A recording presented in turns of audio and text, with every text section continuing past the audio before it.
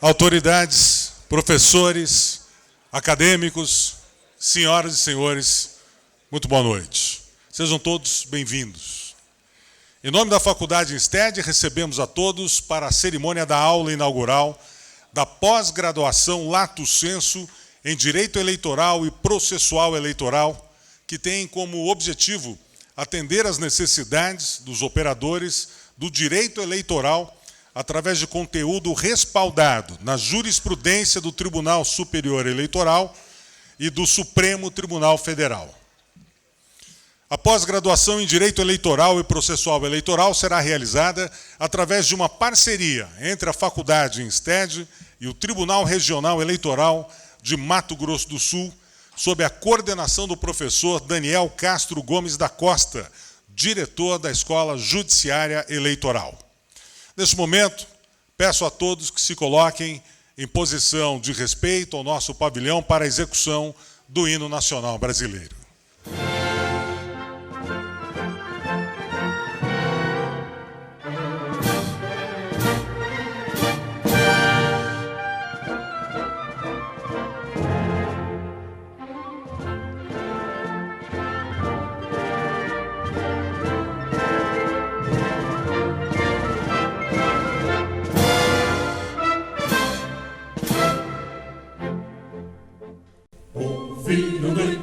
As margens plácidas de um povo heróico, bravo, retumbante, e o sol da liberdade em raios lúcidos brilhou no céu da pátria nesse instante. Superior dessa igualdade, conseguimos conquistar com braço forte. Em teu seio, ó liberdade, desafia o nosso peito a própria morte. Ó pátria amada, idolatrada, salve, salve. Brasil, um sonho intenso, raio vívido, de amor e de esperança a terra desce. Sim, teu formoso céu risonho e límpido, a imagem do cruzeiro resplandece. Gigante pela própria natureza, as belas norte pátria do colosso, e o teu futuro espelha essa grandeza. Bela dourada, entre outras vilas do Brasil, a pátria amada, dos reinos deste sol és mais gentil, pátria amada Brasil. Deitado eternamente em berço esplêndido, ao som do mar e à luz do céu profundo, fulguras o Brasil, florão da América, iluminado ao sol do novo mundo. Do que a terra mais árida, teus risonhos lindos campos têm mais flores, nossos bosques têm mais vida, nossa vida no teu seio mais amor. A pátria amada, idolatrada, salve, salve. Brasil de amor eterno seja símbolo, por lá para o que ostentas estrelado. E diga o verde louro desta flor, paz no futuro e glória no passado. Consegues a justiça crava forte, verás que o vinho teu não foge à luta. Nem teme quem te adora a própria morte. Terra morada, entre outras vilas do Brasil, a pátria amada, os filhos deste sol és mais gentil, pátria amada Brasil.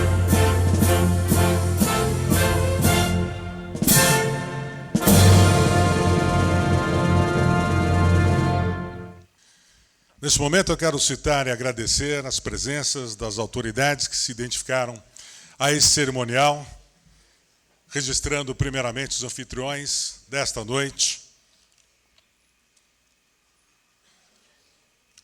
Eva Elise Domingos dos Santos Bunlai, a Neca Chaves Bunlai, diretora do Instituto Avançado de Ensino Superior e Desenvolvimento Humano, Faculdade INSTED. Fernando de Barros Bunlai, diretor adjunto do Instituto Avançado Superior e Desenvolvimento Humano, Faculdade INSTED. Professora Reni Domingos, presidente da mantenedora da Faculdade INSTED. Professor Pedro Chaves, mantenedor da Faculdade INSTED e secretário especial de Relações Institucionais e Assuntos Estratégicos do Estado no Distrito Federal. Quero registrar a presença e agradecer também, excelentíssimo senhor Tarcísio Vieira de Carvalho Neto, ministro do Tribunal Superior Eleitoral e subprocurador-geral do Distrito Federal, excelentíssimo senhor Sérgio Silveira Banhos, ministro do Tribunal Superior Eleitoral, excelentíssimo senhor desembargador Alexandre Bastos, vice-diretor da Escola Judicial do Estado de Mato Grosso do Sul, representando neste ato o presidente do Tribunal de Justiça, excelentíssimo senhor desembargador Pascoal Carmelo Leandro. Excelentíssimo senhor juiz eleitoral Abrão Razuc, representando neste ato o presidente do Tribunal Regional Eleitoral de Mato Grosso do Sul, o excelentíssimo senhor desembargador Divoncir Maran. Agradecemos e registramos também a presença do excelentíssimo senhor Luiz Tadeu Barbosa Silva, desembargador do Tribunal de Justiça de Mato Grosso do Sul, do excelentíssimo senhor Rui Celso Barbosa Florense, desembargador do Tribunal de Justiça do Estado de Mato Grosso do Sul, do excelentíssimo senhor João de Deus Gomes de Souza, desembargador do Tribunal Regional do Trabalho da 24ª Região. Registramos também a presença do senhor Pedro Gabriel Siqueira Gonçalves, representando neste ato a Procuradoria Regional Eleitoral, senhor conselheiro Ronaldo Chadid, corredor-geral do Tribunal de Contas do Estado de Mato Grosso do Sul, da excelentíssima senhora Fabiola Marchetti Sanches, procuradora-geral do Estado de Mato Grosso do Sul. Agradecemos também a presença do excelentíssimo senhor Daniel Castro Gomes da Costa, juiz do Tribunal Regional Eleitoral de Mato Grosso do Sul, diretor da Escola Judiciária Eleitoral e coordenador do curso de pós-graduação Lato Sensu em Direito Eleitoral e Processual Eleitoral da Faculdade INSTED. Agradecemos a presença do senhor Alexandre Raslan, procurador de Justiça e coordenador do curso de Direito do Instituto Avançado de Ensino Superior, Faculdade INSTED. Do senhor Marcos Costa Viana, procurador do Estado de Mato Grosso do Sul. Registramos também a presença do excelentíssimo senhor Fernando Chemi Cury, juiz auxiliar da presidência do Tribunal de Justiça do Estado de Mato Grosso do Sul. Do excelentíssimo senhor juiz Eduardo Irazenha, presidente da Associação dos Magistrados de Mato Grosso do Sul. Senhora Carla Chabel Stefanini, subsecretária municipal de Políticas para a Mulher. Registramos também a presença do professor mestre Alexandre Ávalo, procurador-geral do município de Campo Grande. Do doutor Gervásio Alves de Oliveira Júnior, vice-presidente da Ordem dos Advogados do Brasil, seccional Mato Grosso do Sul. Advogado Leonardo Basmage Pinheiro Machado, secretário-geral da Escola Superior de Advocacia, ESA. Registramos e agradecemos também a presença do doutor Regis Santiago de Carvalho, representando neste ato a Academia de Direito Processual de Mato Grosso do Sul, do senhor André Fredo, representando neste ato a Associação dos Novos Advogados de Mato Grosso do Sul, da professora mestra Daniela Gil, coordenadora pedagógica e coordenadora do curso de Pedagogia da Faculdade INSTED, da professora mestra Edilene Venerucci, coordenadora do curso de Análise e Desenvolvimento de Sistemas da Faculdade INSTED, do professor mestre Leandro Zanchetti, coordenador do curso de Administração e Ciências Contábeis da Faculdade INSTED, e do senhor Sebastião Jaime, representando neste ato a cooperativa Sicredi do Mato Grosso do Sul, Tocantins e Oeste da Bahia. Gostaria de convidar ao palco e passar a palavra neste momento ao senhor Daniel Castro Gomes da Costa, diretor da Escola Judiciária Eleitoral e coordenador do curso de pós-graduação Lato Sensu em Direito Eleitoral e Processual Eleitoral. Professor.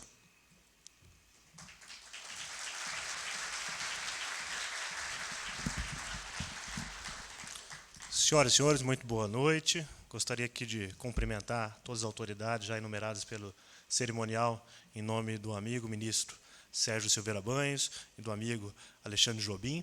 a todos os alunos da pós-graduação em Direito Eleitoral e Processo Eleitoral aqui do INSTED, em parceria com a nossa Escola Judiciária Eleitoral de Mato Grosso do Sul.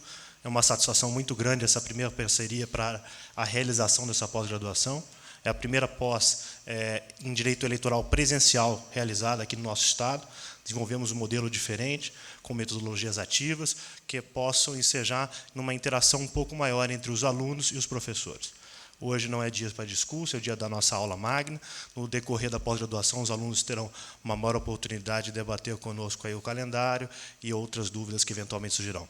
Sejam todos muito bem-vindos. Ministro Tarcísio, muito obrigado por ter aceitado o convite. Em nome do presidente João Maria Loz, do TRE-RMS, agradecemos aqui a Faculdade INSTED pela parceria e tenho certeza pelo sucesso aqui dessa aula inaugural e que será a nossa pós-graduação, será a primeira de muitas. Muito obrigado.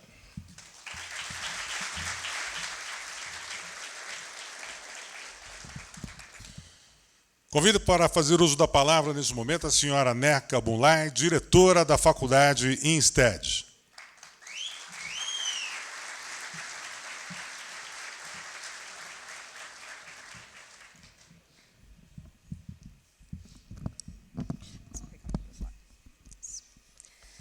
Boa noite a todos. Sejam todos muito bem-vindos à Faculdade INSTED. Vossa Excelência, Ministro Tarcísio Vieira de Carvalho Neto, muito obrigada por estar conosco, trazendo seu conhecimento, trabalho e vivência na atuação no Tribunal Superior Eleitoral.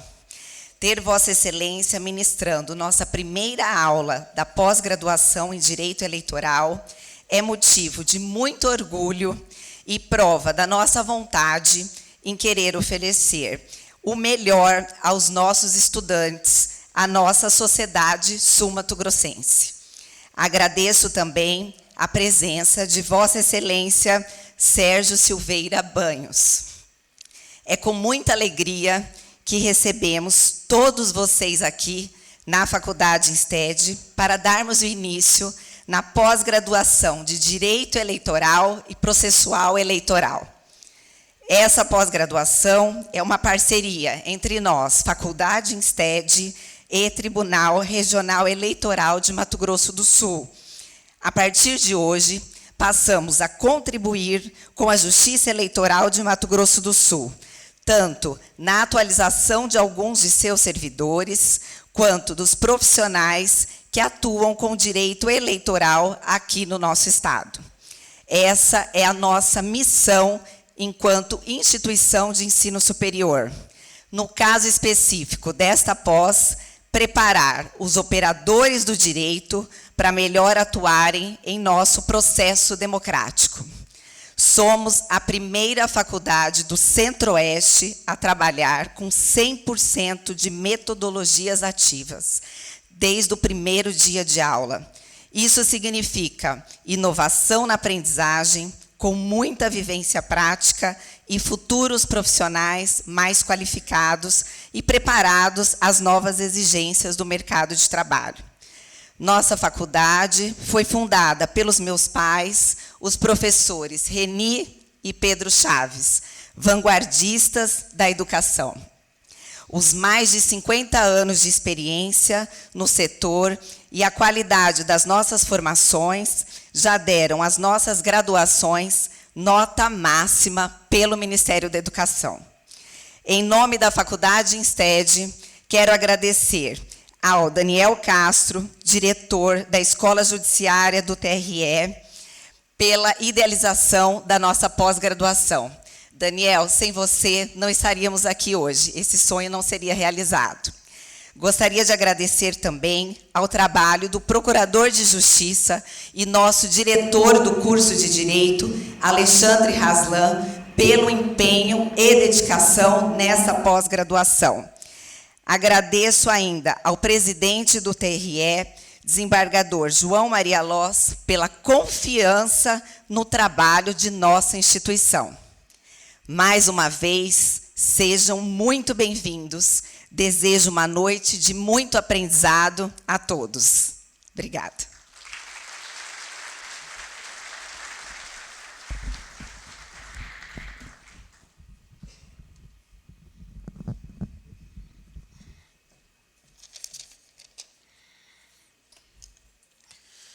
Bom, sobre o curso, esta pós-graduação Lato Sensu em Direito Eleitoral, Processual Eleitoral tem como fio condutor as constantes mudanças na legislação eleitoral e na sua interpretação pelo Poder Judiciário, em que se faz necessária uma atualização eficiente dos operadores do direito, como servidores, advogados, magistrados, promotores, membros de partidos políticos, procuradores públicos, entre outros agentes.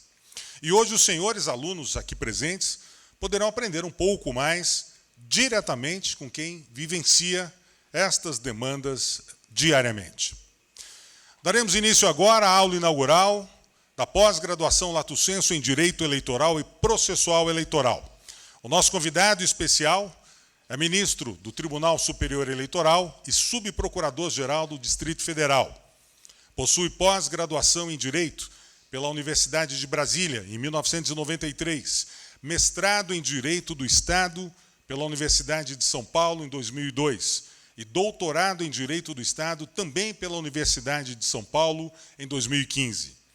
Além de exercer os cargos de ministro do TSE e subprocurador-geral do Distrito Federal, também é professor adjunto da Universidade de Brasília.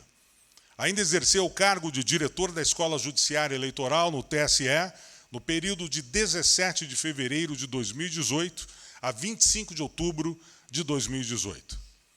Gostaria de convidar ao palco e passar a palavra ao ministro Tarcísio Vieira de Carvalho Neto, que abre as atividades do curso proferindo palestra com o tema Aspectos Práticos da Legislação Eleitoral e suas atualizações, em que abordará a importância da justiça eleitoral para a consolidação da democracia brasileira, enfocando as experiências angariadas nos últimos prélios eleitorais e os desafios para as eleições vindouras.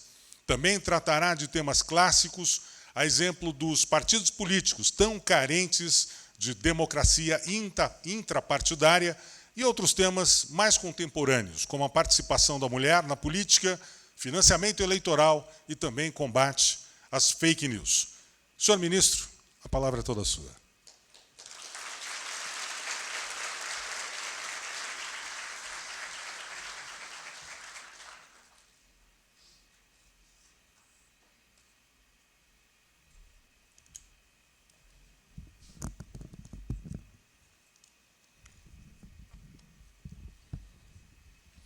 Muito boa noite a todas e a todos. É uma honra e um prazer incomensuráveis comparecer a essa aprazível cidade de Campo Grande para tratar de um tema que é da minha mais absoluta predileção, que diz respeito com o papel da justiça eleitoral nessa ambiência do Estado democrático de direito. Eu não repetirei todos os nomes saudados pelo eminente orador, mas gostaria de fazer uma homenagem muito especial à professora Reni, ao professor Pedro Chaves, que são esses visionários da educação. Eu me lembrava, enquanto via a professora, né, sua filha, a professora Neca Bunlai, senador Pedro, me lembrava das palavras do grande Darcy Ribeiro, ainda no início da década de 80, quando dizia com bastante sinceridade que, se não houvesse investimento pesado em educação, nos próximos anos faltaria dinheiro no Brasil para a construção de presídios. E me lembrei também, o ministro Sérgio Banhos há de se recordar, de uma fala recente do ministro Luiz Fux, nessa linha de que, se houvesse uma escala imaginária, a educação só estaria abaixo da oração. Então, é com muita alegria e humildade que eu compareço a essa tribuna para trazer um pouco dessa experiência, mas muito mais à moda de inquietação, de reflexão, do que de certezas absolutas, não é? A ideia será, no espaço de tempo que me foi reservado, tratar de alguns temas que compõem, por assim dizer, noções propedêuticas, não é, dessa matéria do direito eleitoral contemporâneo, constitucionalizado, revigorado pela ética e pela razão, depois trabalhar um pouquinho a questão do neoconstitucionalismo e do neoeleitoralismo dentro dessa mesma ambiência, falar, na sequência, um pouco da justiça eleitoral e do seu papel na construção e na manutenção dessa ideia inegociável presente nas constituições civilizadas contemporâneas de Estado Democrático de Direito e, finalmente, apresentar alguns desafios e algumas intercorrências no trato dessa matéria, elegendo 2 temas clássicos do direito eleitoral, o primeiro deles, os partidos políticos, e o segundo, a questão do financiamento da democracia, e 2 temas contemporâneos, que são o combate às fake news e a questão das ações afirmativas em matéria eleitoral. É uma pauta ambiciosa, mas é uma pauta que trata de um curso de pós-graduação e o respeito irrestrito à verticalidade que é tônica de cursos que tais me anima a enfrentar esse rosário.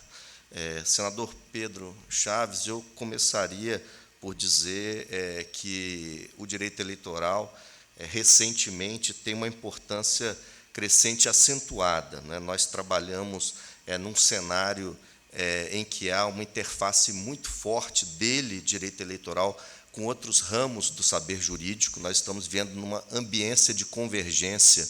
Hoje, o bom eleitoralista, ele precisa esgrimar conhecimentos não triviais, nada triviais, no âmbito do direito constitucional, no âmbito do direito administrativo, no âmbito do processo civil, no âmbito de outros ramos do direito, em princípio, um pouco distantes da nossa realidade, mas que têm conexão clara, por exemplo, com a hipótese de inelegibilidade, como o próprio direito empresarial, o próprio direito civil, e, mais recentemente, a partir de uma decisão bastante importante do Supremo Tribunal Federal, no que reafirmada a competência da Justiça Eleitoral para o julgamento de crimes conexos aos crimes de Caixa 2. Não é despiciando lembrar que, num cenário em que há uma busca frenética pelo combate à corrupção e em que a televisão, o rádio, os jornais invadem as nossas casas com escândalos ligados à atuação da comunidade política, não é demais lembrar que muitos desses implicados, desses envolvidos nesses escândalos, começam a sua defesa em público invocando o fato de que a Justiça Eleitoral apreciou e aprovou as suas contas. Então, é um cenário em que a sociedade deposita na Justiça Eleitoral uma crença muito forte de que não haja doravante mais impunidade no trato dessa matéria e que a legalidade seja aplicada para valer no seu sentido substancial. Entre mentes, o direito eleitoral é um ramo do direito deveras importante, mas muito sequioso de uma sistematização teórica maior. É um ramo do direito, como eu disse, que cresce exponencialmente e há necessidade correlata de incrementos e de busca, como eu disse, de maior cientificidade. Há, por assim dizer, um crescimento desordenado ligado ao que a doutrina tem rotulado de anarquia legislativa.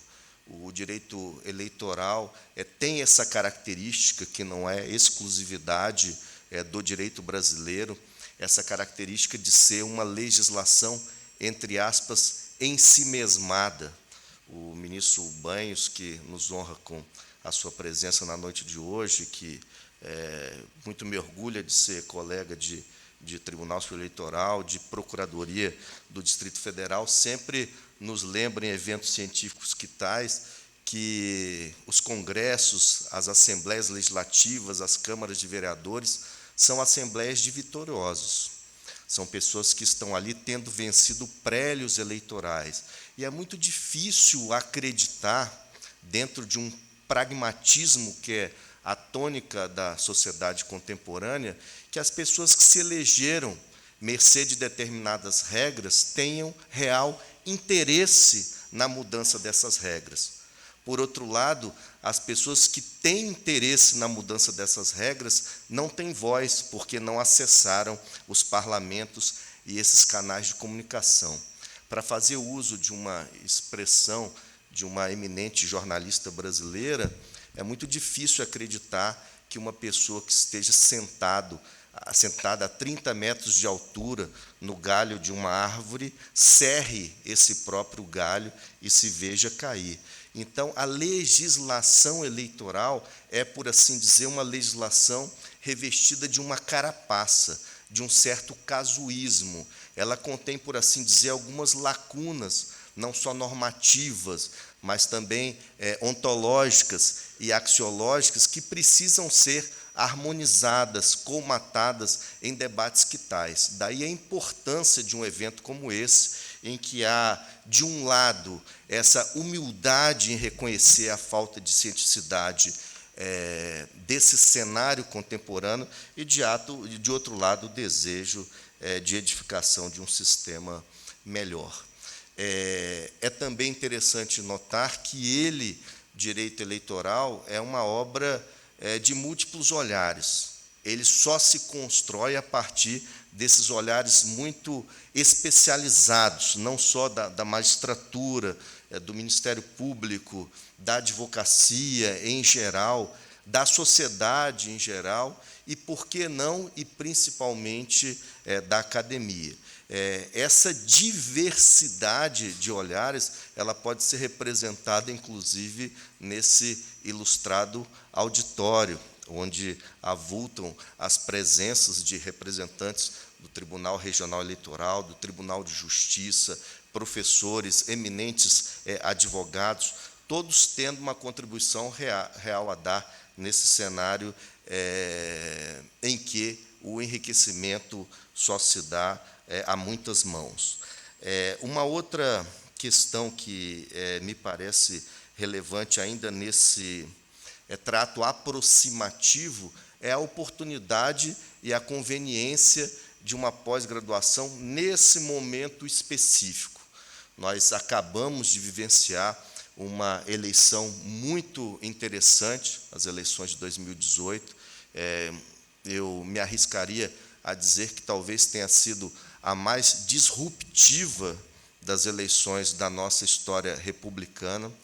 Alguns dogmas do direito eleitoral foram demolidos, viraram pó, para ficar apenas num exemplo, aquela trinca de ouro que assegurava qualquer eleição, que era a trinca do dinheiro, do tempo de TV e de partido forte, foi esquartejada, não é?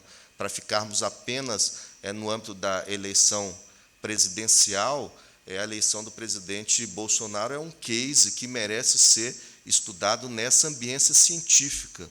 Um partido político, àquela altura, nada forte, contava com um deputado federal, um tempo de televisão extremamente escasso em comparação com o dos seus rivais, e que nem foi utilizado por inteiro, principalmente depois do atentado, e a questão do financiamento, que ficou muito, mas muito abaixo do financiamento de eleições anteriores. Para os senhores terem uma ideia assim, muito resumida, muito superficial, a moda de caixa 1, não estou me referindo à caixa 2, nem à caixa 3, que é uma criatividade do direito brasileiro, que é a terceirização do caixa 2, mas a moda de caixa 1, as candidaturas presidenciais consumiram individualmente algo na casa dos 350 milhões de reais.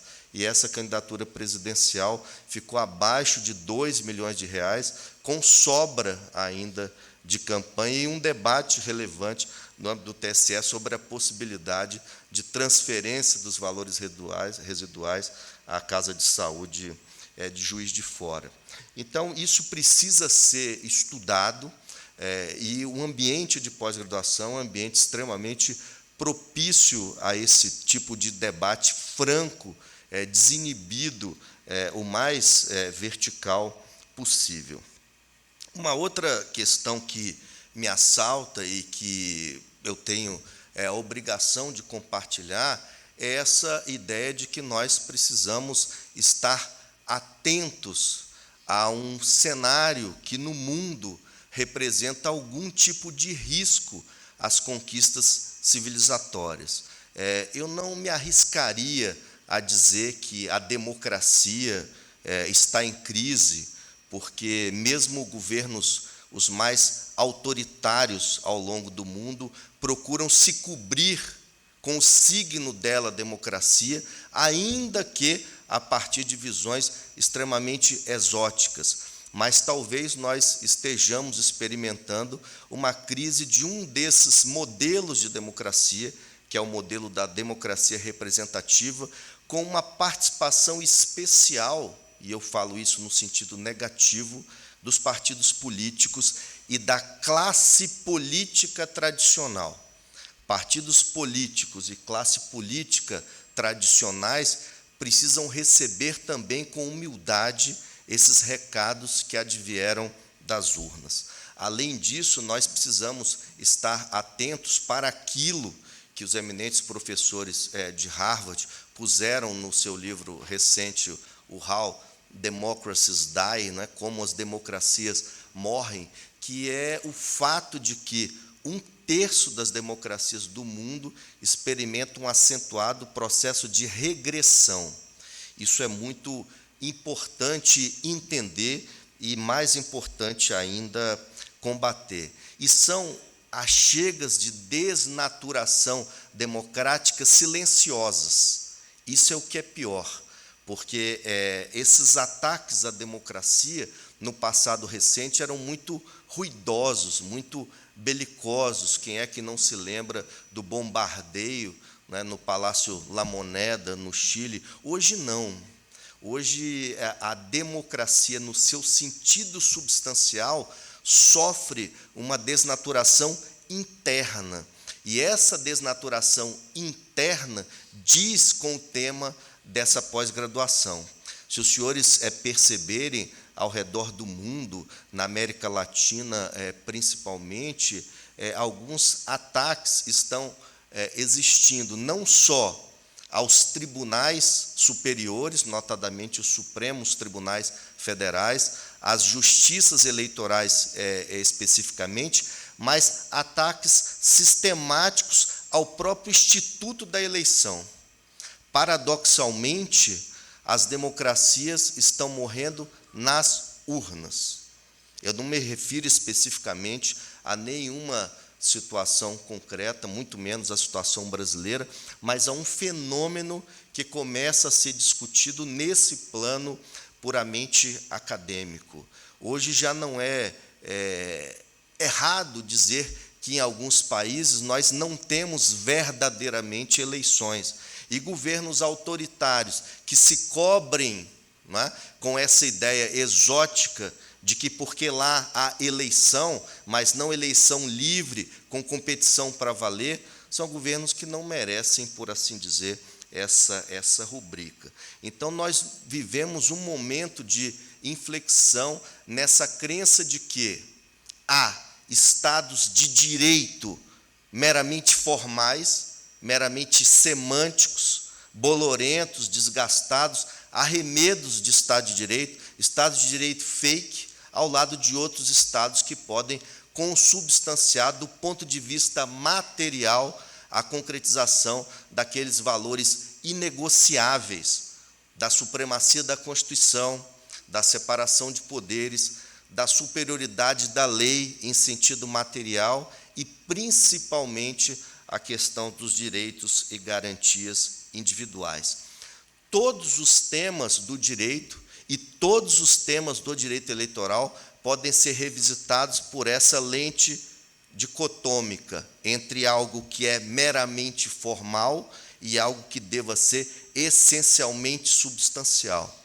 Nós, a meu sentir, não estamos mais autorizados a trabalhar com uma legalidade puramente formal, uma legalidade que se legitima apenas por sua origem topográfica em casas legislativas, mas uma lei que dia a dia se afirme pelo seu conteúdo de justiça material. Todos os temas que ocupam as nossas preocupações precisam estar conectados a essa crença de que ou o Estado de Direito é verdadeiro, ou não vale a pena viver sobre o crivo e o jugo de algo que assim não seja. essas são algumas ideias que me parecem elementares para a ambientação desse desenvolvimento do nosso debate em torno de temas caros do direito eleitoral. Os senhores já podem perceber que os temas de partidos políticos, de ações afirmativas, de prestação de contas, todos os temas da justiça eleitoral podem ser revisitados por esse ângulo de observação, que é um ângulo, como eu disse, inerente a debates de pós-graduação. Na pós-graduação não faz sentido nós trabalharmos aqui com pratos feitos, com ideias pasteurizadas, nada disso. O espírito crítico é livre e só se constrói democracia dentro dessa livre circulação de ideias, notadamente no ambiente universitário.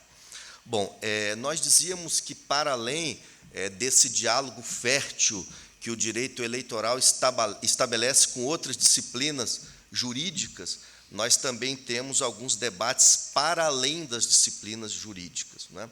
Mais do que nunca, o direito eleitoral e outros ramos do direito precisam debater com ciências irmãs que tenham total ou parcialmente o mesmo objeto de investigação científica. Não sou eu que lhes direi isso, mas hoje um bom profissional talvez dê preferência à dupla ou tripla titulação horizontal do que a dupla ou tripla titulação vertical.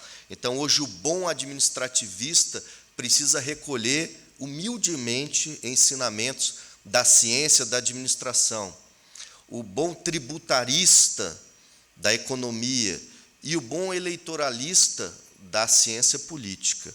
Nós temos academicamente levado, me perdoa a expressão, vulgar, mas verdadeiros bailes de cientificidade em relação a pesquisas realizadas no campo da ciência política. São pesquisas que têm tratamento de campo, trato estatístico, que entram muito no plano da demonstração, quando nós, do direito, ficamos muitos anos isolados nessa crença de que o que nós achamos é necessariamente verdade. O direito que opera muito no plano do dever ser e que não tem a humildade de pretender demonstrar exatamente aquelas teses que constrói do alto do seu Olimpo. Então, no melhor diálogo de fontes, nós, do direito eleitoral, precisamos nos abrir para a ciência política, para a sociologia, para outros campos do saber que são de inevitável contribuição para um resultado mais rico e mais pulsante.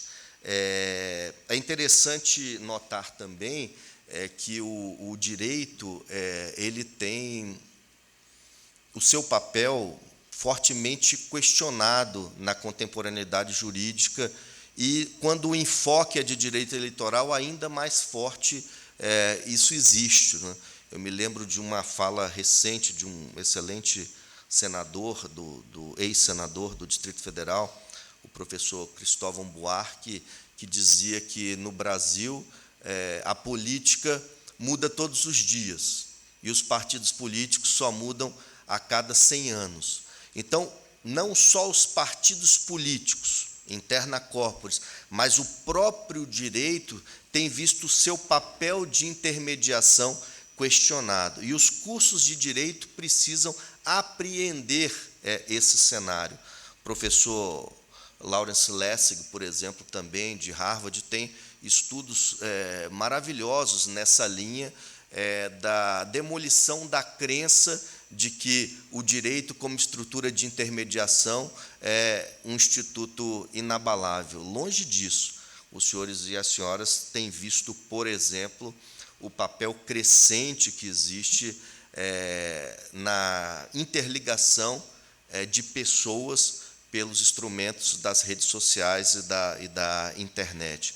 As pessoas passam a questionar qual é a utilidade de determinadas estruturas de intermediação, sejam elas partidos políticos ou seja até mesmo o próprio direito. Então, se fala modernamente numa crise do direito decorrente dessa incapacidade de dar respostas rápidas a demandas sociais cada vez mais complexas e cada vez mais divorciadas da realidade.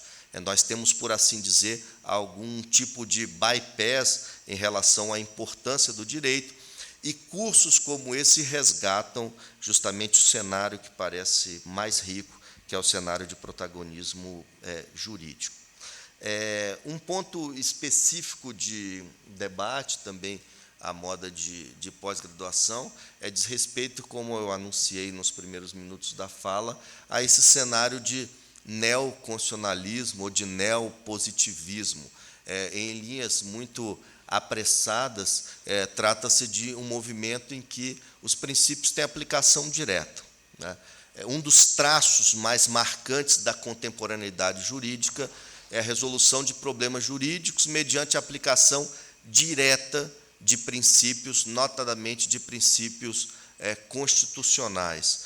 Esse cenário, que representa uma reação bastante justificável a um positismo exacerbado, ele começa a dar algumas tônicas de flacidez, né? Alguns exemplos de desgaste, no melhor movimento dos pêndulos, que primeiro vão a um ponto de radicalismo maior para depois voltar a um ponto médio de intermediação. Esse neoconstitucionalismo ele promoveu uma nova ideologia que preside o direito constitucional. E no momento em que ele, direito constitucional, preside todos os raciocínios jurídicos de natureza infraconstitucional, todos aqueles movimentos científicos ligados ao direito constitucional deitam reflexos significativos nos outros ramos do direito. Então, se há neoconstitucionalismo no direito constitucional, há, por assim dizer, um neoeleitoralismo no direito eleitoral, um neoprocessualismo no direito processual e assim por diante. Ocorre que esse movimento, como eu disse, é um movimento científico, respeitável, bastante elogiável, ele começa também a dar alguns sinais de fratura, alguns sinais de desgaste que precisam ser bem assimilados, né? Para usar uma expressão recente, nós vivemos, por que não, uma espécie de farra de princípios, né? Nós temos, por que não, uma erosão da própria ideia de Estado de Direito a partir desse abuso principiológico, porque com um pouco de retórica é possível conduzir a interpretação de um princípio aos resultados pretendidos de antemão, e esses resultados pretendidos de antemão podem ser muito bem resultados autoritários. Então, é absolutamente vital que nós endeusemos essa restauração da própria importância do poder legislativo na estruturação dessas bases normativas que são recompostas para o nosso raciocínio jurídico. O que eu quero lhes dizer também, rapidamente, é que todas as características do Estado de Direito estão sendo revisitadas, estão sendo emparedadas e estão sendo justificadas ou não em termos de importância na nossa realidade fenomênica, a começar pela própria supremacia da Constituição. Essa ideia de supremacia da Constituição, que é inegociável no Estado de Direito, ela requesta a existência de dois braços mecânicos muito portentosos. O primeiro, a questão da rigidez constitucional, e o segundo, a questão do controle de constitucionalidade. E é no campo especificamente desse segundo braço mecânico, o controle de constitucionalidade, que reside uma daquelas achegas de desnaturação ligadas ao trabalho dos professores de Harvard, não é? Como, sinceramente, Daniel, entender que nós tenhamos rigidez constitucional quando, num espaço curto de 30 anos, a nossa Constituição sofre, e uso da palavra é proposital, sem emendas constitucionais. Alguém desavisado, isso seria uma metodologia perfeitamente conectável, não é, com visões autoritárias das práticas políticas. Porque se todas as equações jurídicas têm que ser resolvidas a partir das lentes da Constituição, dessa régua, desse esquadro, desse compasso constitucional, e eu mudo as regras a todo momento, eu acabo acessando exatamente aquilo que eu pretendia de antemão.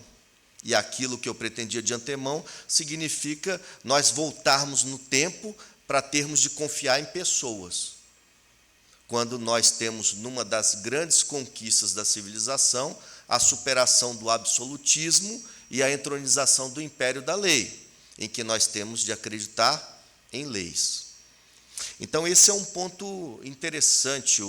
Até o ministro Marco Aurélio, em tom de brincadeira, em ambiente acadêmico, sempre conta uma história de que um professor inglês, em visita ao Brasil, comparece a uma livraria interessado em aumentar sua coleção de constituições e se dirige ao livreiro e pede um exemplar da Constituição, e o livreiro, né, muito educado e bastante sincero, diz: olha, lamentavelmente, nós não trabalhamos com periódicos.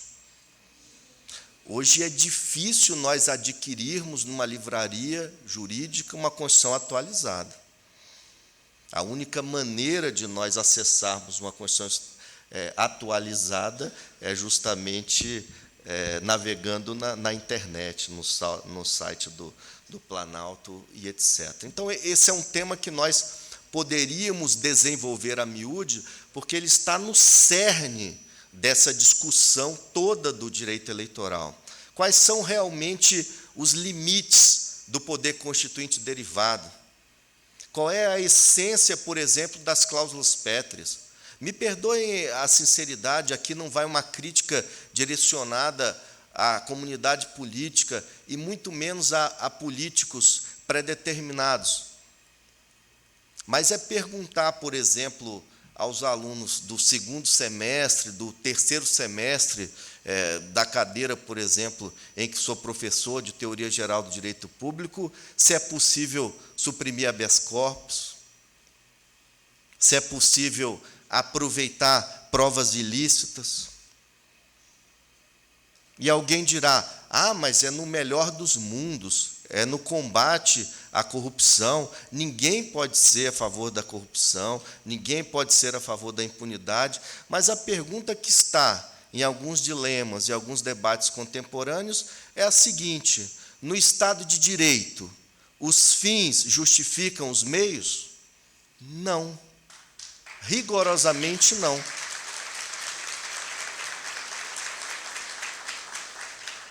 Se há alguma justificativa predeterminada, é o contrário.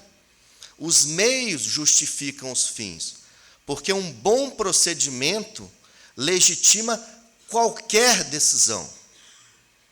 De braços dados com um princípio constitucional, eu não preciso nem me perguntar aonde esses princípios vão me levar, porque eles só vão me levar a um porto seguro, a um bom desiderato. Agora, dizer isso fora de um ambiente acadêmico como esse, esclarecido como esse, hoje é um risco, porque as pessoas já levantam o dedo e apontam contra o outro, dizendo: esse é a favor da impunidade, esse é a favor da corrupção. Não. Amanhã ou depois, como já se disse, o chicote muda de mãos. Não tem sentido encher a boca e dizer: direitos humanos são para pessoas de bem, facínoras não têm direito a essas conquistas que estão estratificadas na Constituição. É justamente o contrário.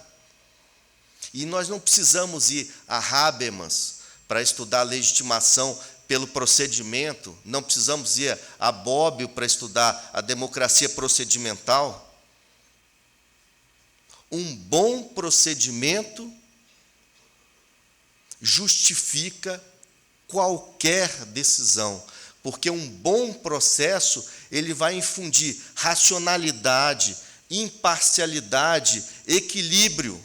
Ele vai evitar que aquela decisão seja produto da predileção pessoal de quem quer que seja. Isso se liga à essência do Estado de Direito. Isso se liga exatamente à ideia de rigidez constitucional. Então, aquelas limitações formais, temporais, materiais, à reforma da Constituição, têm de ser verdades, inquestionáveis. Não é possível, a todo momento, alterar o texto constitucional para viabilizar desejos pessoais, movidos por paixões, por perseguições. Nós tivemos recentemente um debate muito interessante no âmbito da Justiça Eleitoral sobre a autonomia partidária no estabelecimento dos prazos de duração das comissões provisórias. O tribunal participou de grupos de trabalho incansavelmente junto ao Congresso Nacional, estabeleceu algumas cláusulas de transição, constatando que alguns partidos políticos teimam em não ter diretórios definitivos, trabalham só com comissões provisórias. E o tribunal dizia, vamos regularizar isso, no primeiro ano 20%, no segundo 40%, no terceiro 60%, em 4 anos, esses partidos que trabalham com comissões provisórias chegariam a 80%, Hard, e deixaríamos 20% para essas convulsões intestinas que são naturais desdobramentos da democracia intrapartidária.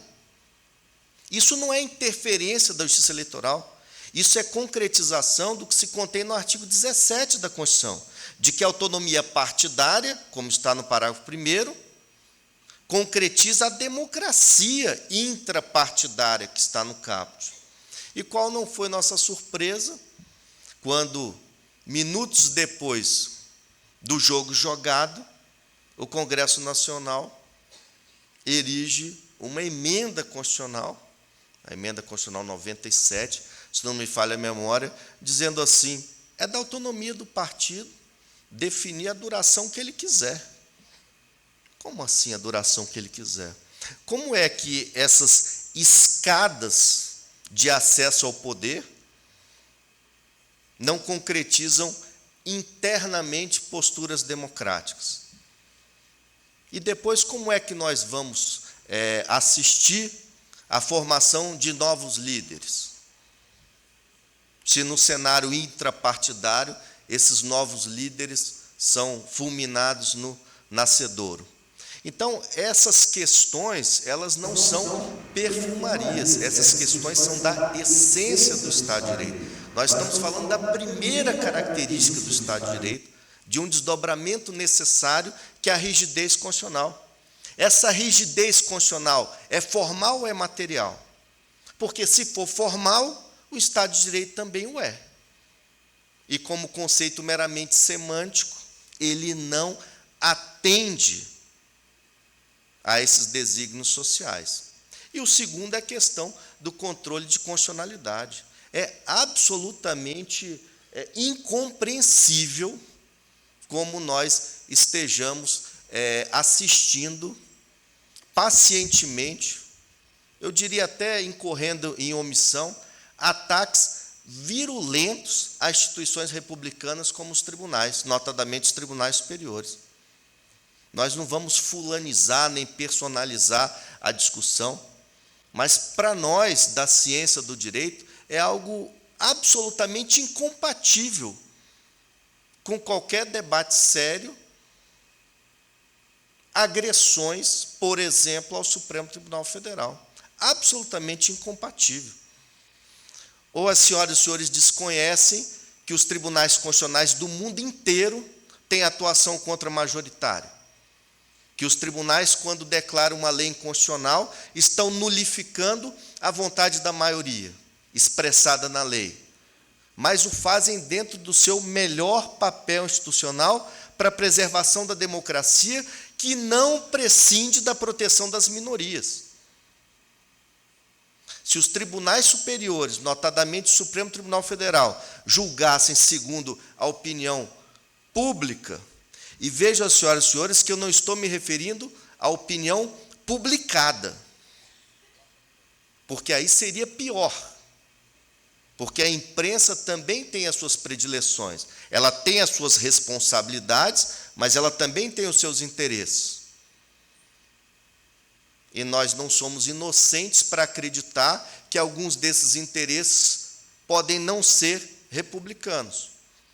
Mas não estou me referindo à opinião publicada, que é uma expressão cunhada, por exemplo, por Felipe Gonçalves, na Espanha, dentre outros. Estou me referindo à opinião pública. No momento em que o Supremo Tribunal Federal julgar segundo o Ibope, o Estado de Direito também estará esfacelado, porque não é esse o papel que dele se espera. O papel que dele se espera é justamente o contrário. Protege-se a Constituição, protegendo-se as minorias. E aí essa atuação majoritária é que serve à ideia de supremacia. Essa é a primeira característica em revisitação. E percebam, senhores, que esses movimentos legislativos ligados à iniciativa popular têm sido nessa seara específica do nosso interesse. O que é a lei que gerou o artigo 41A, a lei da ficha limpa, senão leis em matéria política?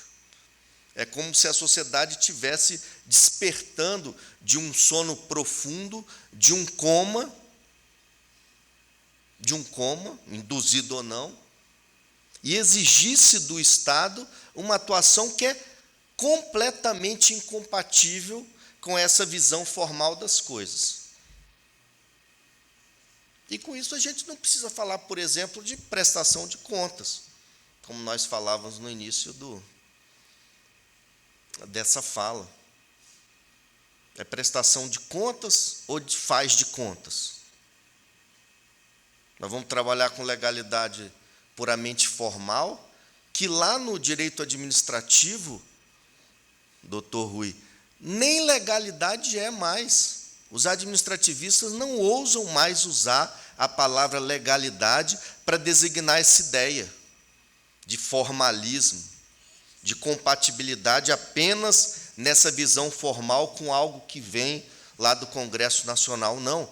Para esse fenômeno, o direito administrativo contemporâneo usa a palavra legalismo. A legalidade hoje do direito público contemporâneo, também do direito eleitoral, é sinônima de juridicidade, de legitimidade, de compatibilidade com uma ordem jurídica que é produto dessa integração entre aquela lei formal e mais princípios, dogmas, valores, ideologias subjacentes. Nós podemos desprezar em qualquer equação jurídica, por exemplo, o fato de que a nossa Constituição é uma Constituição de Estado social?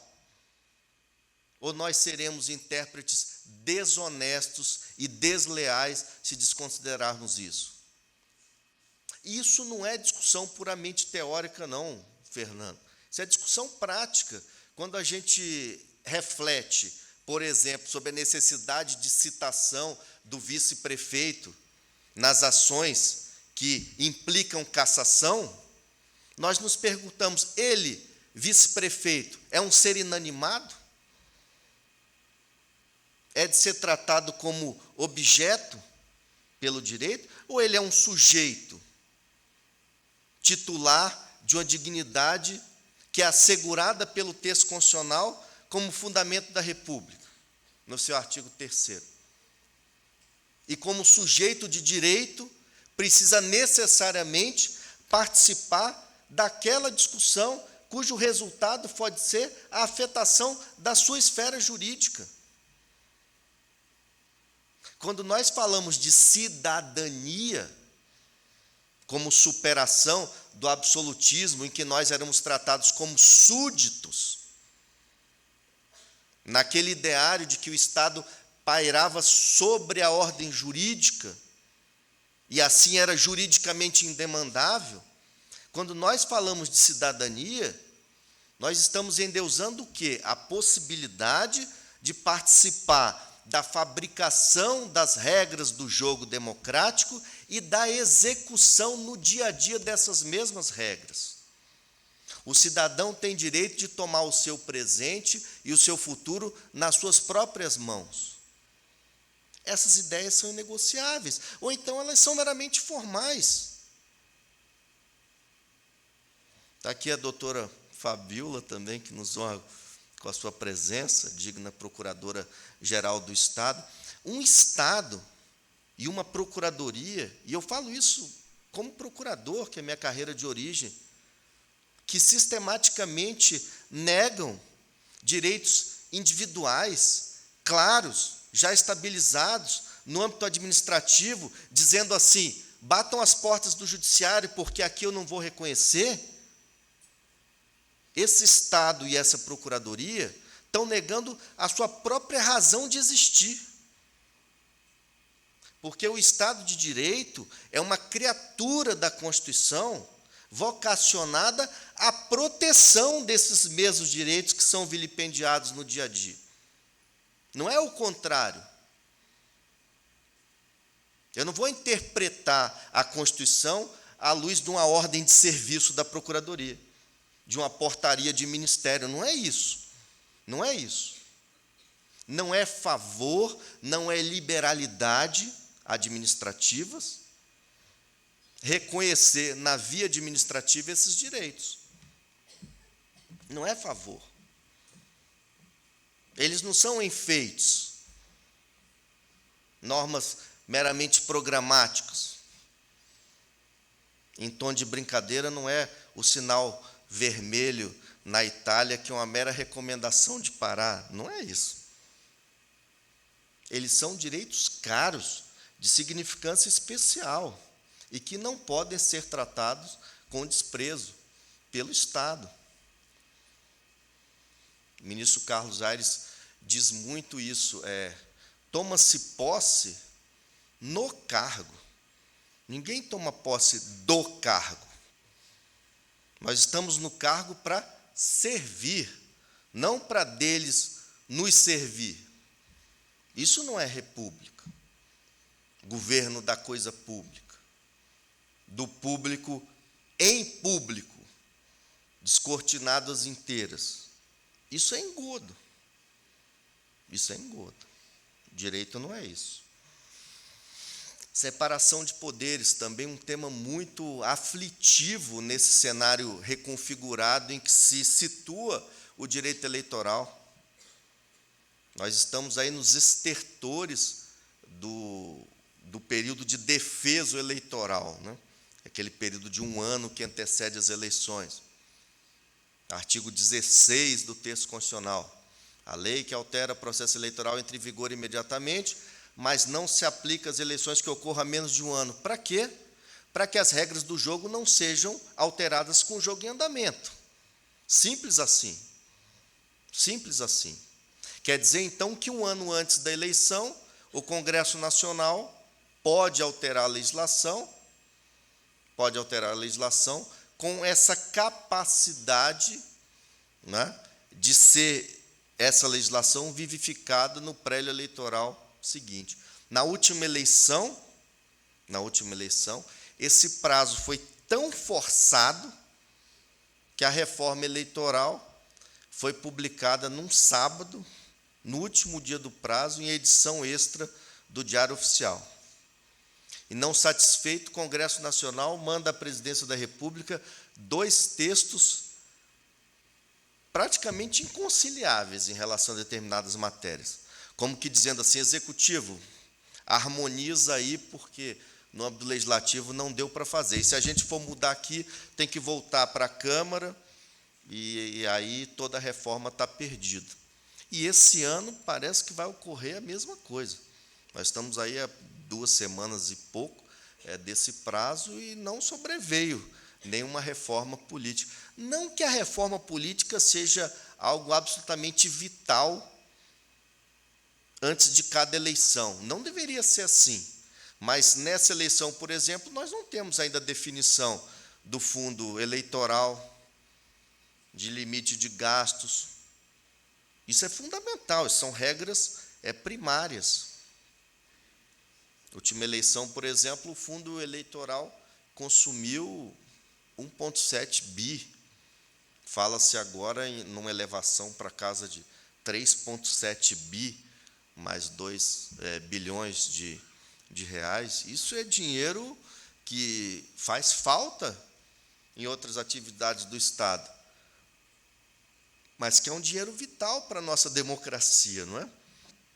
Fala-se muito que democracia é caro, mas alguns dados não jurídicos dentro daquele diálogo fértil que eu disse elementar, né? Se os senhores forem buscar, por exemplo, na obra de um professor que ganhou aquele prêmio de Chicago de economia, que escreveu aquele livro Free Economics, então ele diz, olha, eleição nos Estados Unidos são caras, mas se eu disser, senhoras e senhores, que lá se gasta mais com chiclete, isso é um dado econômico, os senhores acham ainda caro? O americano gasta mais com chiclete do que com democracia, isso é caro? Então, essas questões todas vêm à tona, e a nossa aflição da justiça eleitoral é, depois da vinda à baila dessa legislação nova, erigir as nossas resoluções em tempo hábil para viabilizar uma eleição sem maiores turbulências. E, a todo momento, nós da justiça eleitoral somos acusados de ultrapassar algumas fronteiras, notadamente as ligadas à atividade do Congresso Nacional. Até que ponto vai, por exemplo, a atividade normativa da Justiça Eleitoral? Esse é um ponto.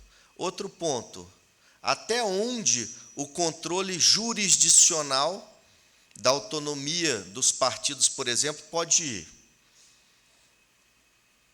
O doutor Razuc pode me ajudar a raciocinar qual é a diferença prática num corte cirúrgico entre governar, que é algo que o judiciário não pode, e impedir o desgoverno, que é algo que ele deve.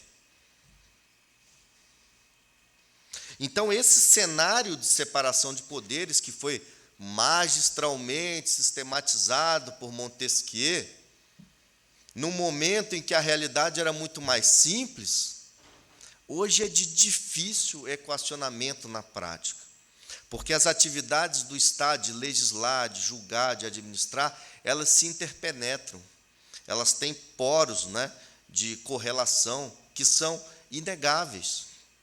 E aí nós temos alguns movimentos legislativos que são um pouco incompreensíveis. A gente tem um dispositivo na lei das eleições, que é uma lei que se pretendeu permanente. Até aquele momento, cada eleição era presidida por uma lei diferente. Toda a jurisprudência tinha que correr a reboque dessas modificações, nem sempre inteligíveis. E aí essa lei surge em 97 como uma lei permanente, mas, estranhamente, de lá para cá, nós temos mais reformas políticas do que eleições. Então, ela não é permanente coisa nenhuma. E talvez naquele cenário anterior fosse até mais fácil trabalhar, porque era uma lei completa, com começo, meio e fim. Agora não. São reformas legislativas que ficam no meio do caminho. Para usar uma expressão do tênis, ali, dos amantes do tênis, fica ali no mata-burro. Não vai nem à rede para matar o ponto, nem fica no fundo quadra. Isso é muito aflitivo. E aí tem eleição que é reforma, tem eleição que é mini-reforma, tem eleição que é micro-reforma, tem eleição que é nano-reforma, para usar uma linguagem da robótica, né? E agora se fala esse ano, Alexandre, em acupuntura eleitoral. Não vai ser uma reforma, vai ser uma acupuntura. É só para desobstruir alguns poros energéticos, né, e revitalizar o nosso sistema eleitoral, que, de certo, não se ressente de nenhum problema estrutural significativo. Como trabalhar num cenário erodido como esse, em termos de cientificidade. E a Lei 9.504 diz assim: Tribunal Superior Eleitoral, até o dia 5 de março, você tem que preparar as resoluções sem restringir direitos, como se nós tivéssemos interesse de restringir direitos de quem quer que seja. Mas, a pretexto de que a Justiça Eleitoral estava se atrevendo em flertar com a usurpação da competência do Congresso Nacional, foi preciso o legislador estabelecer essa regra. Aí, agora, no 57J da mesma lei, diz assim: não, internet você pode fazer praticamente tudo que você puder. Você tem que controlar esse ambiente de novas descobertas tecnológicas e você tem que conceber um sistema de boas práticas na internet. Só isso, só isso, só isso. Um problema que no mundo todo é um touro bravo, e aqui pode não ser. Esse é um dos problemas sobre os quais nos cabe meditar: combate a fake news. Até que ponto o judiciário pode combater fake news? Eu me lembro de um episódio recente, está até no Netflix, de uma entrevista do Barack Obama ao David Letterman, né? E o Obama dizia que ele foi um dos precursores, né, na utilização de mídias sociais em campanhas eleitorais, com muito êxito, mas ele diz: olha, agora nós estamos com alguns problemas. Alguns problemas. Os problemas são basicamente nessa linha de que as pessoas não têm só opiniões diferentes. As pessoas têm fatos alternativos. Porque as pessoas trabalham com informações filtradas, o que os americanos estão chamando aí de filter bubble, né?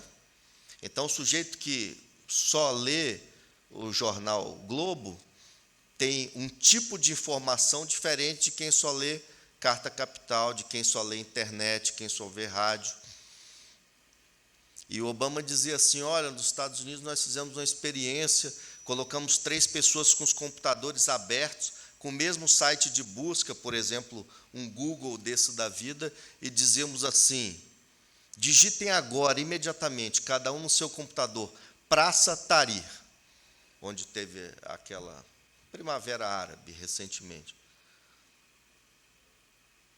Aí, para o primeiro sai no mesmo momento, Revolução, Primavera Árabe.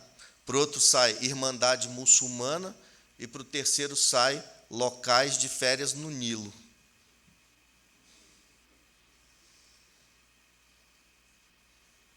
Eu desafio o auditório, quem é aqui que nunca brigou num grupo familiar, com o pai, com a mãe, com o irmão, com o tio, com a tia, com o amigo, em meio ao momento político mais efervescente.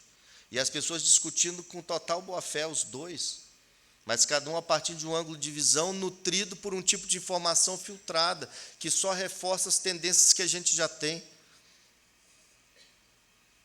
E aí nós perdemos essa consciência crítica, essa capacidade de um embate tão comum nas universidades, né? As universidades pulsam nesse debate, nesse pluralismo de ideias, de uma unidade nessa diversidade. E a sociedade não. Ela fala outra linguagem. Além desses filtros, o excesso também de informação direcionada às tendências que nós já temos. E aí cabe perguntar o que é fake news, para começar. Fake news é mentira? Nós vamos ter essa pretensão de banir a mentira da política.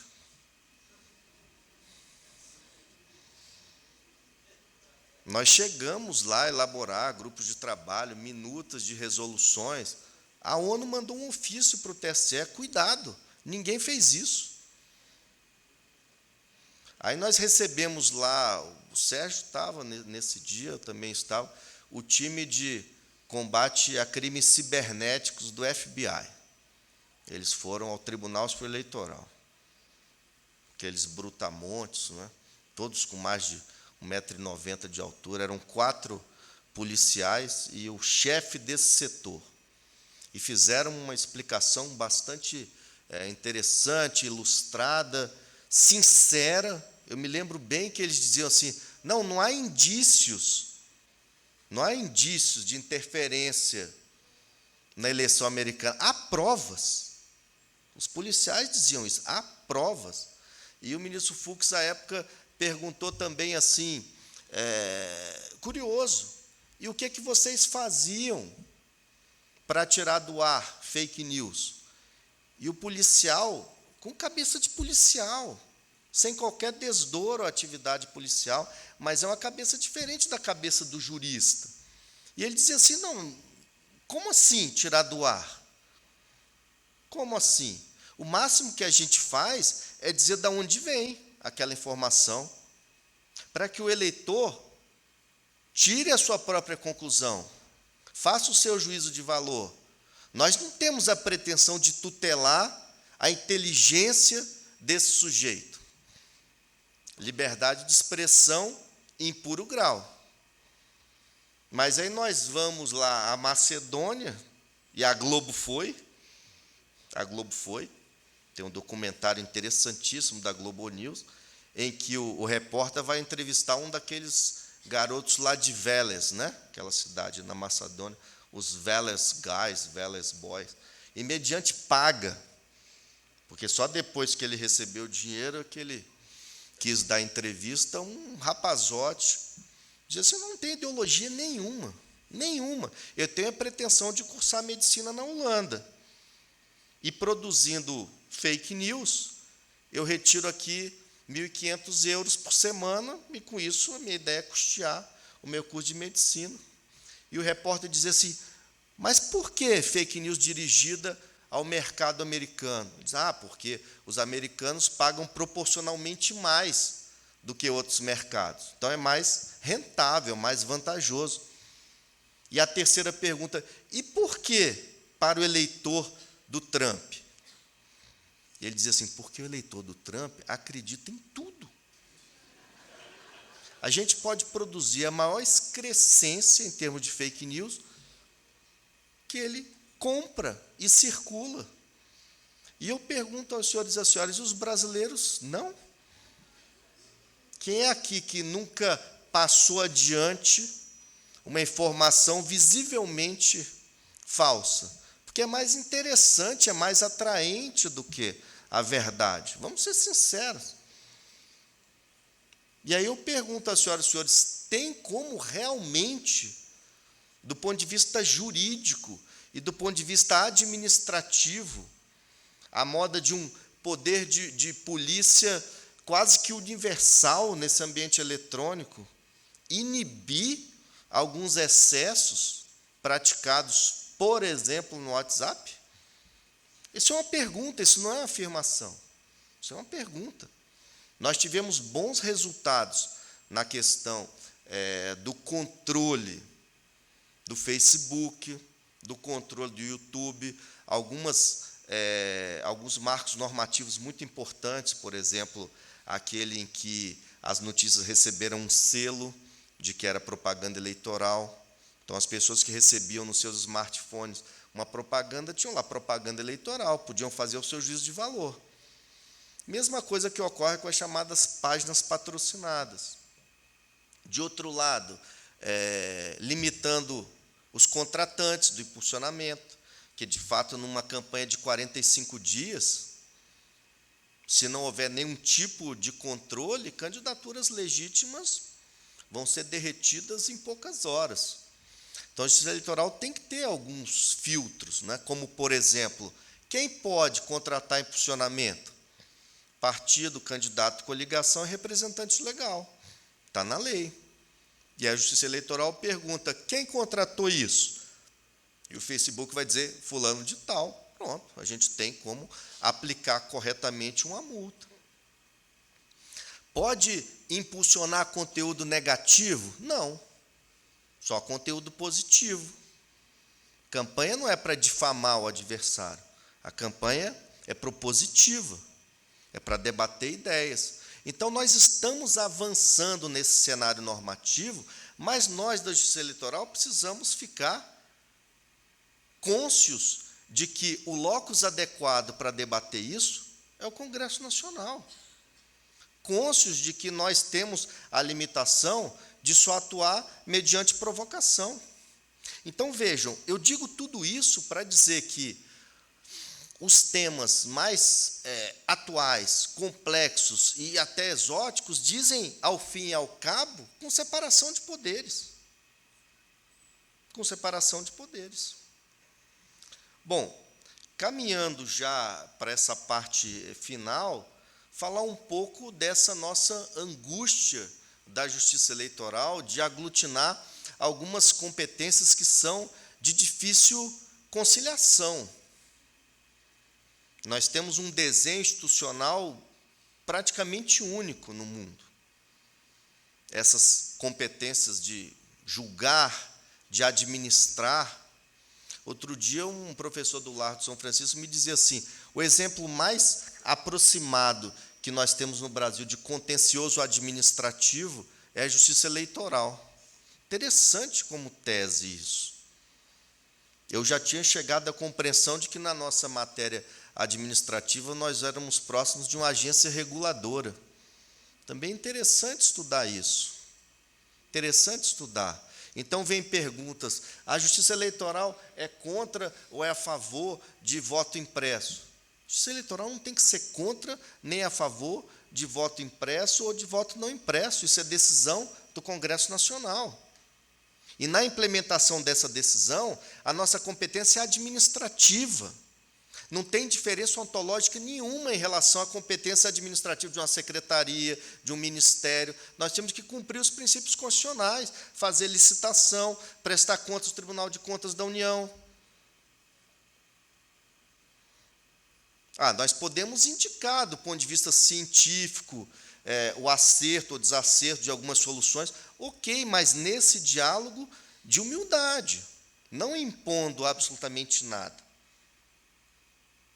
Isso é competência do Congresso e foi decisão do Supremo. O Supremo diz, esse modelo específico de voto impresso é inconstitucional, porque ele não preserva, por exemplo, o sigilo. O que é o sigilo? É cláusula pétrea. Está no artigo 60, parágrafo 4º. Inciso 1, eu acho, voto secreto, direto, universal e periódico. Secreto.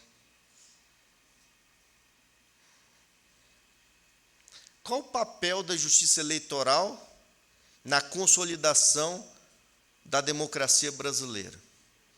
Eu diria, entre parênteses, da frágil, mas pulsante democracia brasileira. Nós temos, como eu disse aqui, 30 anos desta Constituição. Mais de 15 eleições realizadas sob a égide dessa Constituição, 2 processos de impeachment, com começo, meio e fim, e instituições que suportaram esse peso. Tribunal de Contas da União, Tribunal Superior Eleitoral, recentemente desafiados. Responderam dentro das suas capacidades institucionais. Evidente que nós podemos dar a mão palmatória, mas, no geral, muito bem, com total boa-fé, com total honestidade.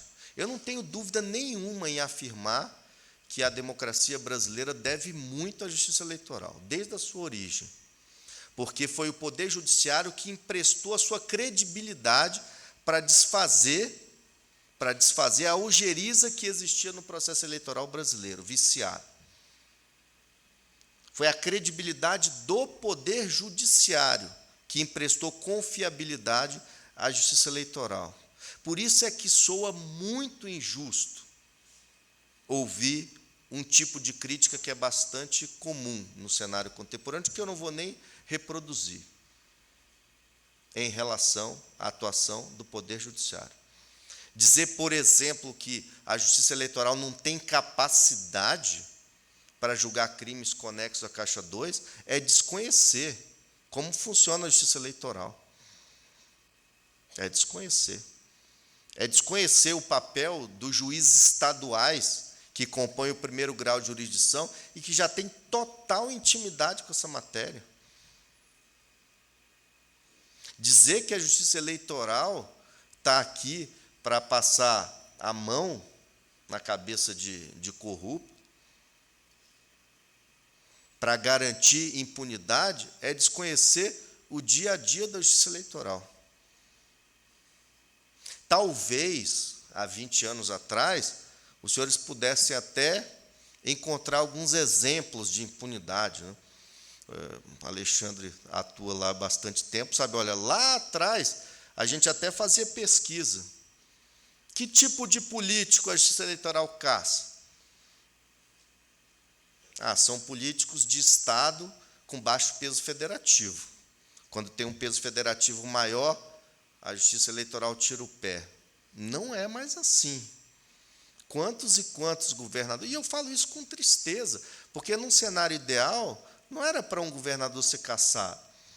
Outro dia teve um professor canadense em Brasília dizendo assim: as melhores democracias são aquelas nas quais os tribunais constitucionais menos intervêm. E aí vem logo o quê? Aqueles tribunais da Escandinávia. As melhores democracias são Suécia, Finlândia, Noruega, Dinamarca. E eu me perguntava, não é o contrário, não? Será que os tribunais interferem pouco porque a democracia já é evoluída, já é livre dessas turbulências? As coisas se resolvem dentro de um padrão de normalidade? Então, é muito fácil entrar nesses discursos que são discursos prontos, né? Outro dia eu lia a sentença do juiz eleitoral paulista, no caso do Haddad, uma sentença de 450 páginas, condenado o réu a 4 anos e meio de prisão. Há coisa de 15 dias, o tribunal mandou desarquivar uma ação penal arquivada contra um senador, mandou processar um prefeito de capital. Eu não tenho nenhum receio da capacidade institucional da Justiça Eleitoral para enfrentar esses novos desafios e acho extremamente injusto que esse passado seja esquecido. Aqui, para não gastar o tempo caro das senhoras e senhores, basta ler material muito importante da ciência política. Eu convido, por exemplo, a leitura da professora Teresa Sadek, que tem trabalhos memoráveis nessa linha da importância da Justiça Eleitoral na consolidação da democracia brasileira, e eu concordo com o ministro Gilmar nesse aspecto. Nós estamos vivendo o período de maior estabilidade democrática no Brasil. E é interessante, como eu disse ab início, que aqueles achados da eleição de 2018 sejam estudados com esses olhos específicos. Para onde nós vamos, de onde nós viemos, o que somos e o que queremos ser.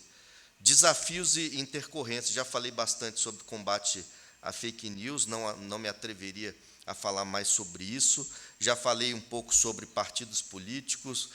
Nós poderíamos falar mais sobre financiamento da democracia, mas eu, para não cansá-los ainda mais, vou me atrever apenas a falar em 1 minuto sobre essas ações afirmativas. Esse é um tema muito interessante, porque ele se conecta àquele quadro constitucional, a prioristicamente divisado, de Estado social. Eu dizia, e eu guardo realmente essa crença, de que nós seríamos intérpretes desonestos, desleais, se nós não considerarmos o que a Constituição é. Qual é a ideologia subjacente à nossa Constituição? Não é o meu querer, não é o querer individual de cada um de nós, é o querer constitucional, o sentimento constitucional. É abrir o preâmbulo da Constituição e nela ler Estado fraternal. É ler o artigo 3º, o artigo 15º e entender, dentre os fundamentos da República, a dignidade da pessoa humana, dentre os objetivos da República, a redução das desigualdades, não só regionais, mas também sociais. E é interessante que a inclusão social no contexto contemporâneo passa também pela inclusão digital. E aí nós vamos, por exemplo, acessar o capítulo da ordem econômica, que seria, em tese, o capítulo mais liberal de qualquer Constituição, inclusive de Estado Social. E no artigo 70, no caput de 4 referências teóricas, 3 são a justiça social, valorização do trabalho, dignidade humana. São princípios da ordem econômica. E os incisos também, meio ambiente, preservação, proteção do consumidor, função social da propriedade. Então, o Brasil tem uma hipótese de desapropriação por interesse social para fins de reforma agrária. É um ideário da doutrina social da Igreja. Nós temos uma hipótese, portanto, de desapropriação para justa redistribuição das riquezas. Então, nesse quadro perfeitamente inteligível, nós fecharmos os olhos para a necessidade de evolução social nessa seara das ações afirmativas é um erro brutal. E a Justiça Eleitoral, a meu sentir, modestamente falando, não tem falhado nessa crença.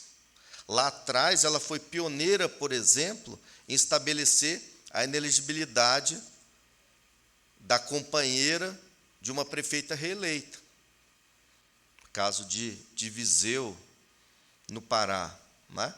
Recentemente, nós temos trabalhado com muito afinco na questão das ações afirmativas voltadas à maior participação da mulher na cena política. E eu volto a dizer, isso não é favor, isso não é liberalidade. Eu me lembro de uma fala recente, professora da Michelet, no Chile, né? E ela dizia assim, quando uma mulher entra na política, muda a mulher. Quando várias mulheres entram na política, muda a política. Como desconsiderar num quadro em que 52% dos eleitores são mulheres? Isso não é nem minoria. Isso não é minoria, isso é maioria. Agora, é evidente que, nesse cenário revisitado, todos têm que dar a mão palmatória, inclusive as próprias mulheres. Né? Nós vivemos na eleição de 2016 um dado estarrecedor. 16 mil candidaturas com 0 votos. 0 votos. Das quais 15 mil eram candidaturas de mulheres. De 16 mil candidaturas com 0 voto, 15 mil eram de mulheres. Alguma coisa está muito errada. E a culpa não é só dos homens. Mulheres que não votaram em si mesmos. Agora, nós experimentamos uma segunda geração de fraudes, não é? Dinheiro que vai carimbado para candidaturas femininas, que volta para candidaturas masculinas. Há possibilidade de se enxergar nisso uma estratégia legítima? Em tese, sim. Em tese, sim. Mas, em muitos casos, não é o que está havendo. Então, a Justiça Eleitoral fez o seu papel, diz que 30% do fundo eleitoral tem que abastecer, quando usado em campanhas femininas, e eu já digo isso sendo machista, porque a lei não fala que é 30% de mulheres, a lei fala 30% de cotas de gênero, pode ser 70% de mulheres e 30% de homens. E a questão dos transgêneros, nessa mesma toada.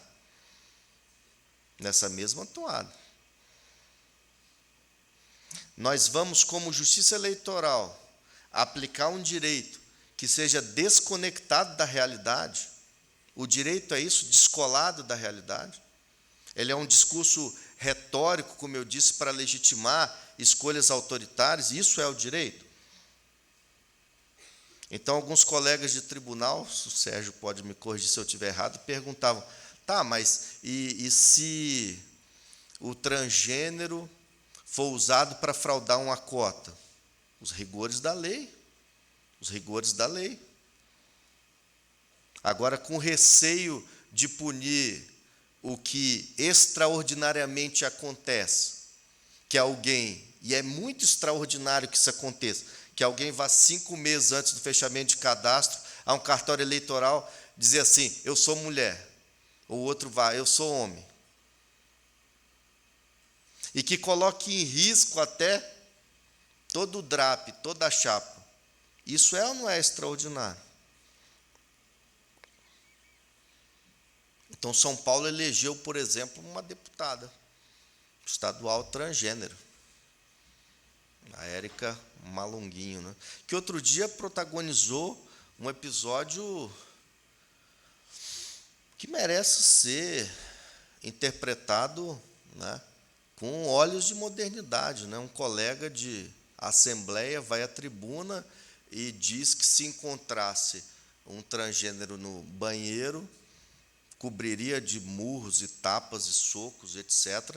E essa deputada vai à tribuna logo ao impós e diz assim, olha, o senhor tem que tomar um pouco de cuidado com isso.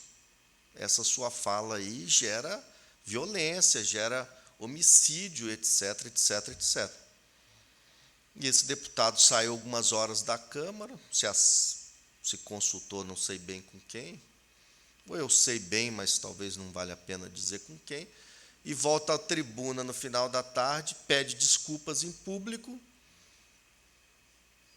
e divulga a 4 pulmões a informação de que é gay.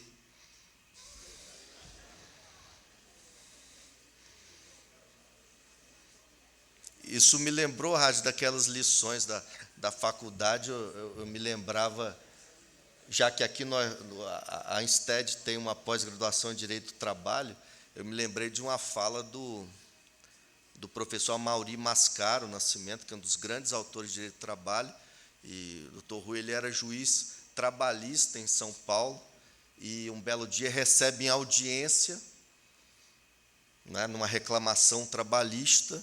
Primeiro entra um reclamante, que era um confeiteiro, Daniel Calabres, assim elegante como você, vai à audiência de terno, colete, né, uma bengala, um chapéu bonito, um bigode bem feito, professor Pedro, senta na cadeira dos reclamantes, depois imediatamente entra a reclamada, que é a dona da confeitaria, uma senhora francesa, muito elegante. O professor Mascaro dizia assim, um perfume exalando, um cabelo maravilhoso armado num laquê, e senta no banco dos reclamados, e a audiência vai evoluindo, e o professor Mascaro começa a entender que tem alguma coisa diferente naquele ambiente, e começa a fazer algumas perguntas certas, pressionando, né, uns pontos certos, até que o reclamante se sai com essa: Excelência, eu retiro a reclamação trabalhista se essa senhora se casar comigo. E o professor Amaury Mascaro disse que, sem mexer um músculo, para não denotar fragilidade psicológica, afinal, ele é um juiz trabalhista, concursado, diz que, nesse momento, ele tem uma presença de espírito bem forte, se vira, né, a dona da confeitaria e faz um tom bastante formal. E o que a senhora me diz dessa proposta? E já está ali o doutor Fernando, que é juiz experiente, pensando quantas vezes o juiz é surpreendido em situações como essa e se pergunta: meu Deus do céu, eu não aprendi nada disso na graduação, não sei lidar com essa situação, mas ele é um juiz, ele tem o seu papel social a desempenhar. E ele se vira novamente ao confeiteiro e diz: e o que o senhor... E o que a senhora diz dessa proposta? E ela diz assim: Eu vou aceitar sim, Excelência, mas com uma condição. Pois não, e qual é a condição? A senhora pode dizer. Se ele parar de beber, né? E diz o professor Mascaro que foi convidado para o casamento, que foi uma festa belíssima, e eu quero dizer com isso, antes de encerrar e de agradecer, que às vezes o que está por trás de um litígio, na realidade, é alguém que não disse bom dia, é alguém que não se comportou adequadamente, é um partido político que não fez o seu filtro ético e é um eleitor que não sabe que é dono do seu futuro. Muito obrigado a todos e a todas, foi uma honra e um prazer.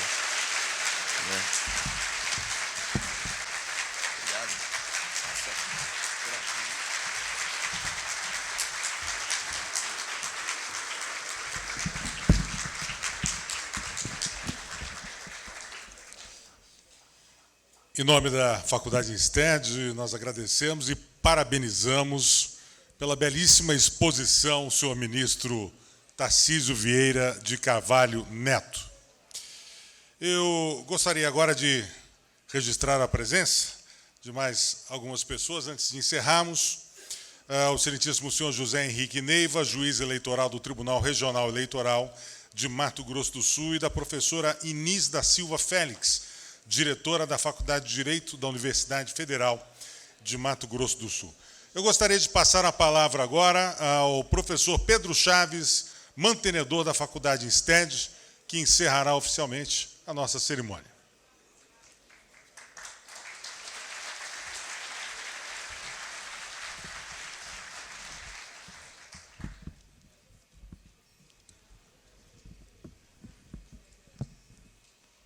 Minhas senhoras e meus senhores, eu sinto-me feliz e honrado de ter participado dessa bela aula magna proferida pelo excelentíssimo ministro do TSE, Tarcísio Vieira de Carvalho Neto, uma das mais importantes autoridades do país em direito eleitoral. Em nome do ministro, saúdo todas as autoridades aqui presentes, servidores públicos, advogados, magistrados, promotores, procuradores, defensores públicos, membros de partidos políticos, o nosso querido ministro Sérgio Banha, sociedade civil, diretores, coordenadores, professores e acadêmicos do INSTED, entre outros interessados em debater e aprofundar o debate sobre o tema prático, legislação eleitoral brasileira, suas atualizações, e a todos interessados em conhecer os fundamentos e as regras que nortearão as próximas eleições. Estou de pleno acordo com o ministro Tarcísio Vieira ao afirmar que temos que trabalhar melhor a questão democrática no interior dos partidos, combater todos os tipos de fake news, zelar pelo financiamento eleitoral e criar as condições concretas para que as mulheres tenham mais espaço nos partidos políticos. Não é meramente quantificar 30% e incluir, mas aquelas que têm efetiva liderança nas comunidades. É por isso que às vezes elas não são votadas, porque o partido escolhe aleatoriamente as mulheres, não aquelas líderes dos bairros e das comunidades, para ser candidatas. Geralmente elas não aceitam. Então isso ocorre o quê? Como eles pegam aleatoriamente, as pessoas não sentem com vontade de votar para aquelas pessoas, principalmente as mulheres. Eu sempre brinco que mulher não vota para mulher. É incrível, que se votasse, nós homens estaríamos em situação difícil, que elas representam 52% realmente do eleitorado. Em que pese a nossa democracia ser muito jovem, eu acredito na sua pujança e na sua perenidade. A sociedade civil e a sociedade política precisam cuidar dela como se cuida de uma criança. Todo cuidado é pouco. Por derradeiro, quero agradecer o nosso exercício desembargador João Maria Loss, presidente do Tribunal Regional Eleitoral, o juiz eleitoral Dr. Daniel de Castro e diretor da Escola Judiciária Eleitoral do Tribunal Regional Eleitoral de Mato Grosso do Sul, a nossa querida diretora Neca Bunlai, né? Diretora, o Fernando, diretor do INSTED, e todos que colaboraram direto e indiretamente para a celebração do importante convênio entre a Escola Judiciária e o INSTED, para a oferta do curso de pós-graduação em direito eleitoral. Essa é uma singela contribuição para que o Brasil tenha eleições limpas e justas e consolide sua democracia, que passa, claro, pelo rigoroso respeito do nosso ordenamento jurídico. Que tenhamos outras aulas com a profundidade e clareza como essa que acabamos de assistir. Parabéns, ministro. Uma honra sua presença nessa noite. O senhor fez a diferença. Muito obrigado. Um abraço.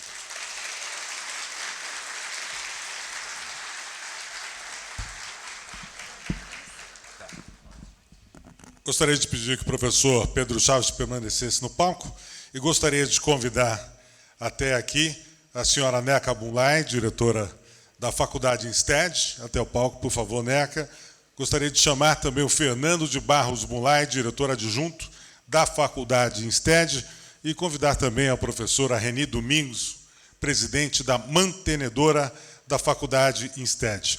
A família, como anfitriã, oferece uma lembrança aos nossos convidados, e eu gostaria de trazer novamente ao palco o ministro Tarcísio Vieira de Carvalho Neto, para que receba um agrado dos nossos diretores.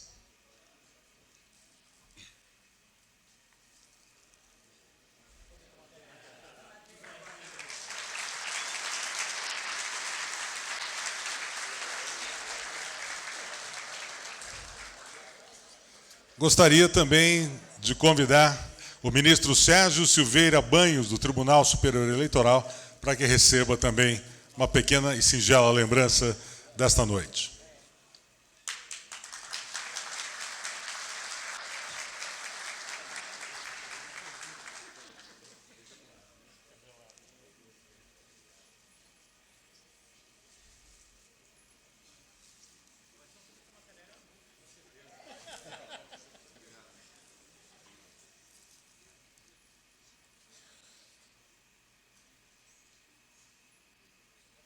Mais uma salva de palmas a todos.